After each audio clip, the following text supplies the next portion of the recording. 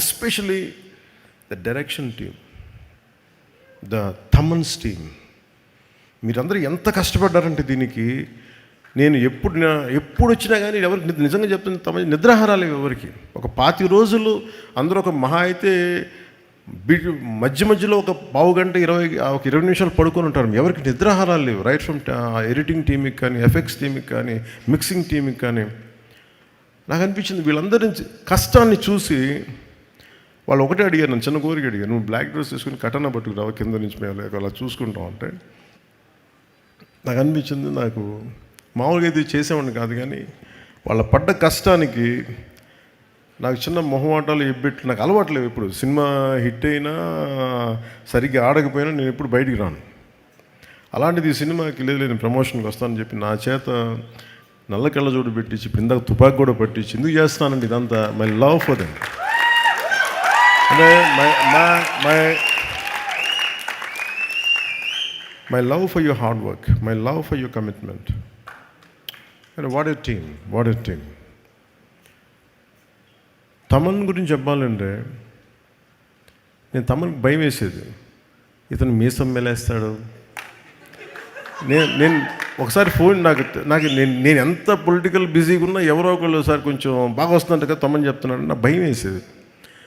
ఒకవేళ వాళ్ళు నచ్చిన మీరు ఎక్కువ ఎక్స్పెక్టేషన్స్ మించి రాకపోతే నన్ను తాట తీసేస్తారు బాబు, మీ అందరిని ఏమో అంటారు, నన్ను కూర్చోబెట్టి నలిపేస్తారు అందరూ కూర్చోబెట్టి. తమన్ కొంచెం తక్కువ మాట్లాడే సినిమా గురించి రిక్వెస్ట్ చేశాను. సో తమన్ హార్డ్ వర్క్, చాలా చిన్న వయసులో తండ్రిని కోల్పోయి తనే ఇంటికి పెద్ద దిక్కై ఈ సినిమాలో ఇది ఒక నాన్న కథ అంటే నాకు ఏమనిపించింది అంటే తమన్ వాళ్ళ నాన్నగారికి ట్రిబ్యూట్ ఇచ్చాడు ఈ సినిమాలో. అంటే కనిపించని నాన్నకి, వెళ్ళిపోయిన నాన్నకి ట్రిబ్యూట్ ఇచ్చాడా అలా లేదంటే చాలా నాకు అది అనిపించినాయి. అలాగే నా కో యాక్టర్స్